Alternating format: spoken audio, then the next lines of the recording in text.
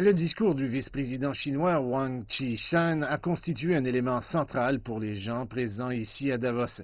Alors que les négociations commerciales en cours entre les deux plus grandes économies du monde rendent la vie difficile à de nombreuses entreprises, M. Wang a réaffirmé l'engagement de la Chine en matière de réforme et d'ouverture.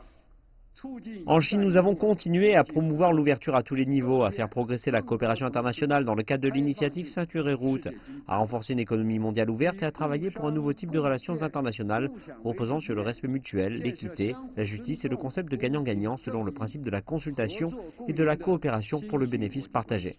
Cela correspond à ce à quoi beaucoup s'attendaient. Au cours des 2 derniers mois, il s'était prononcé contre l'unilatéralisme et l'adoption d'une mentalité de somme nulle lors de divers forums.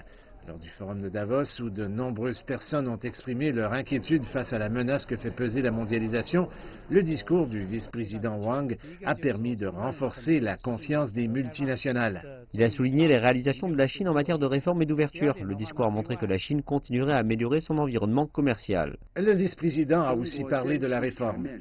En Chine, nous avons continué à mener des réformes dans tous les domaines, résolvant de nombreux problèmes difficiles et naviguant dans des eaux dangereuses. Des avancées majeures ont été réalisées dans la réforme structurelle du côté de l'offre. L'économie numérique et d'autres industries émergentes sont en plein essor et une Chine axée sur l'innovation prend forme. Je sais que le gouvernement se concentre à passer des leviers traditionnels pour favoriser une croissance basée sur la consommation, l'évolution de la réglementation bancaire et les exigences pour poursuivre les investissements. Alors j'ai bon espoir que la Chine continuera à croître.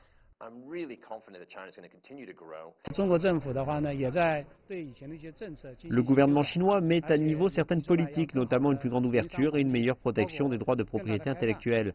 La campagne de désendettement du gouvernement et son soutien aux entreprises privées stimuleront davantage l'économie chinoise. Par conséquent, bien que 2019 soit une année très difficile, je suis toujours très optimiste.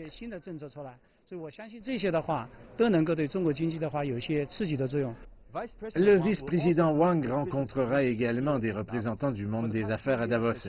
Ces dernières années, le gouvernement chinois a tiré parti des réunions annuelles du Forum économique mondial pour promouvoir le message selon lequel la Chine prône le libre-échange et la mondialisation.